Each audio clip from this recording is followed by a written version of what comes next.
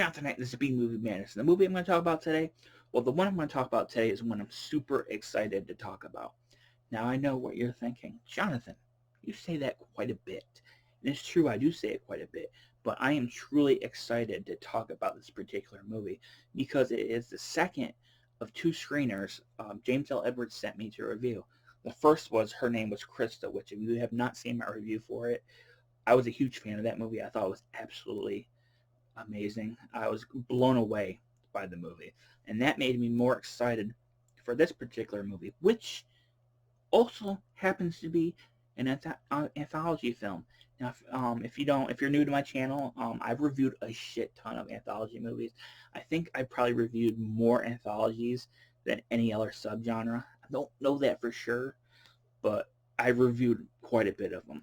So I'm always game to review more because I love anthology movies. They're some of my favorite movies to watch because you get little mini movies in there. You get like a whole bunch. You get a little bit of that, a little bit of this. It's a lot of fun. Now you're saying to yourself, what is the name of this anthology movie? It is called Brimstone Incorporated. Now I'm going to have the poster on screen, and as you can see, the poster looks amazing. I think the covers for James's movies are absolutely awesome. I think they're some of the best for any indie movie, but it looks really cool.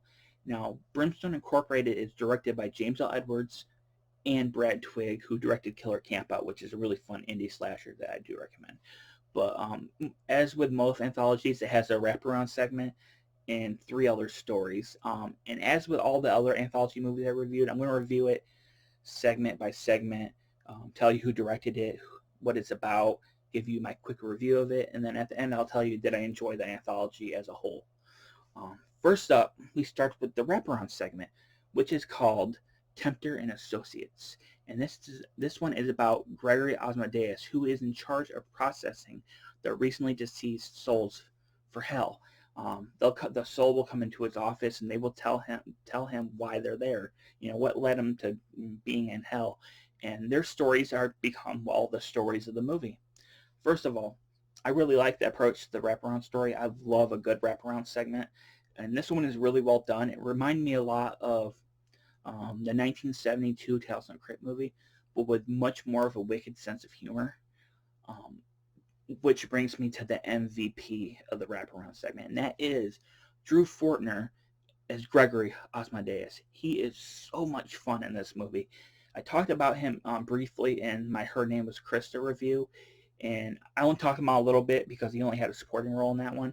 But he was really good in that movie. He's even better in this one. You can tell he's having the absolute best time of his life, and he's so much fucking fun. I could watch a whole movie of his performance alone. That's how good he is. Hell, I want a sequel because I want more of that character. He's that good. So he sold the show in the wraparound segments. Really great job. The first story is called First Date, and it involves a man and a woman who, after 2 weeks of chatting on Plenty of Fish, they decide to meet up at a mom and pop diner for their first big date.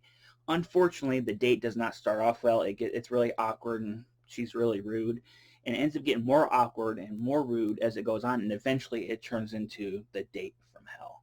First of all, what's really cool is James L. Edwards and Cheyenne Day reunited in this movie.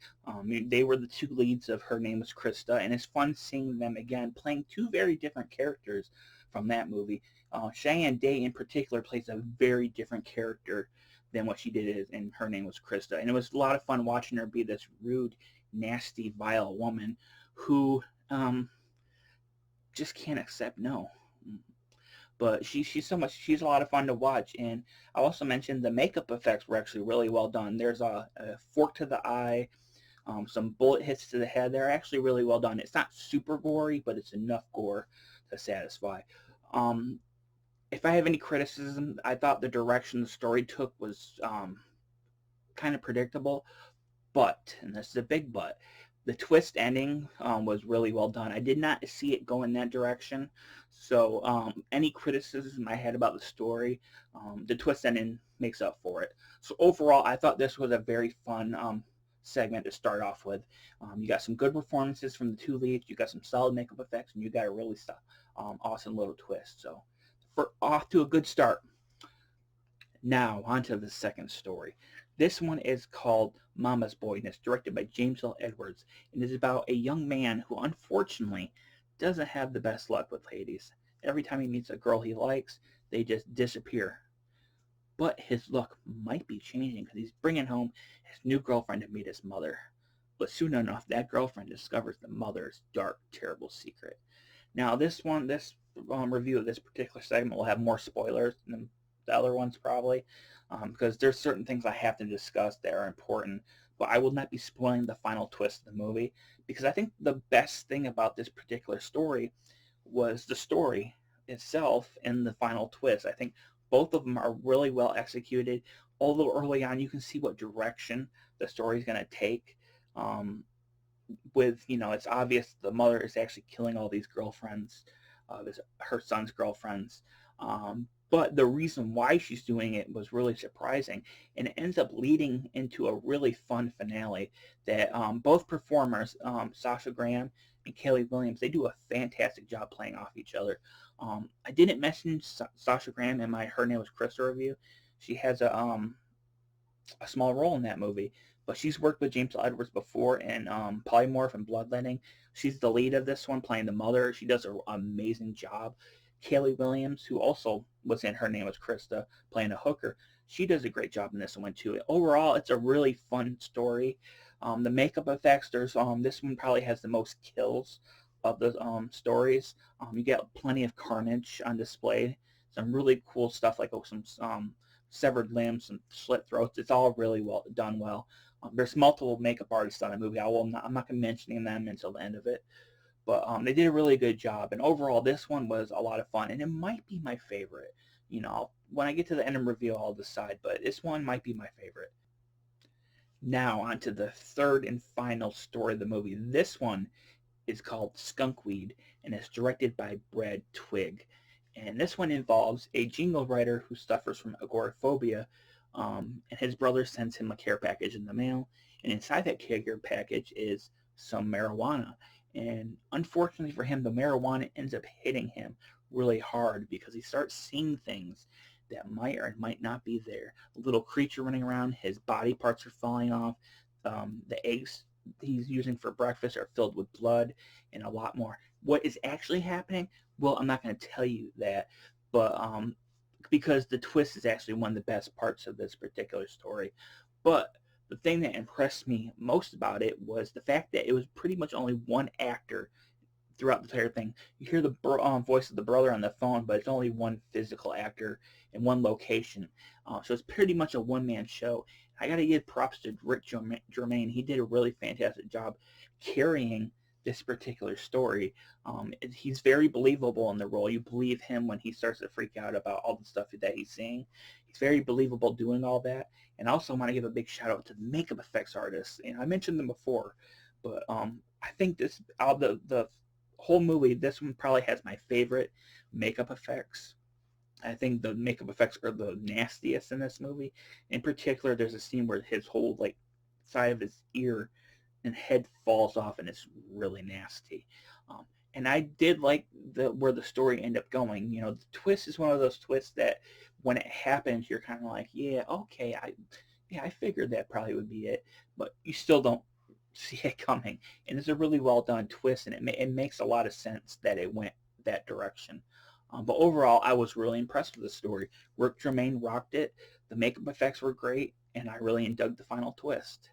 Now, before I end the review, I want to discuss something that's part of the wraparound story, and that is something that I didn't realize at first, but as we got to the second and third stories, I kind of figured it out. And that is the movie kind of plays with that first, why these particular people are in hell. Because in the stories that are being told, they didn't do anything wrong in them. So why are they in hell? For example, James L. Edwards' character, he wasn't the killer. Why is he in hell? The second story, it was the mother who was the killer. So why is the son in hell? And in the third story, why is the brother that sent the care package out, why is he the one in hell? Well, the great thing about that is that the character of Gregory shows them, or tells them, shows them that this is the reason you're in hell.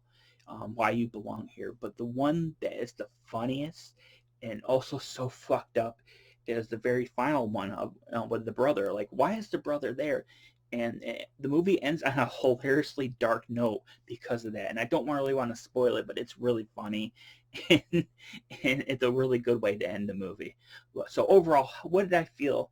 How did I feel about Brimstone Incorporated as a whole? I thought it was a really fun anthology. I really enjoyed it. I thought all three stories and the wrapped around were actually really well done, and it delivered exactly what I wanted out of an anthology film of this type. It gave me the gore, it gave me some solid stories, and it gave me some great twists. And at the end of the day, when it comes to these kind of movies, that's all I want. So, do I recommend it? If you're a hardcore anthology film fan, absolutely you need to check this out. And thankfully, you got many options to check it out because this movie you can watch in a whole bunch of places. If you want a physical copy, you can go to www.makeflix.com and buy your copy there, or they have both this and Her Name Was Chris at walmart.com. So you can also pick them up there as you want. And I believe Diabolic DVD also has some.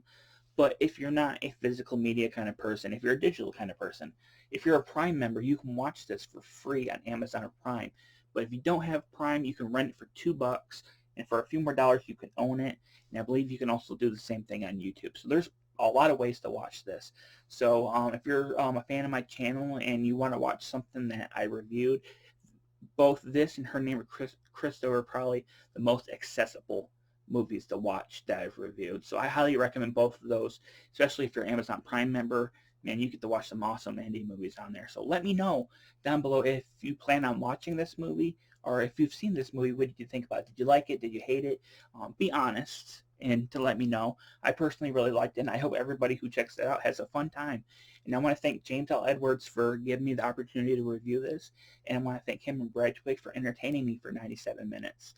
But I want to give a special shout out to the special effects artists in the movie. I wrote their names down. Ron George, Matthew Amos, Daniel Brooks, Daniel Brooks, Darren Ricci, and Bethany Shauna. They all did a fantastic job. I thought the special effects work in this movie was one of the best things about it. So props to every single one of you. And props once again to Matthew Sturgeon, who did the music for the movie. His score, much like Her Name Was Crystal, was fantastic. I would like to see like maybe a digital release at least of his scores for both movies. I think that would be really cool. But that's it for now. I'm Jonathan Knight. This has been B Movie Madness. Thanks for watching.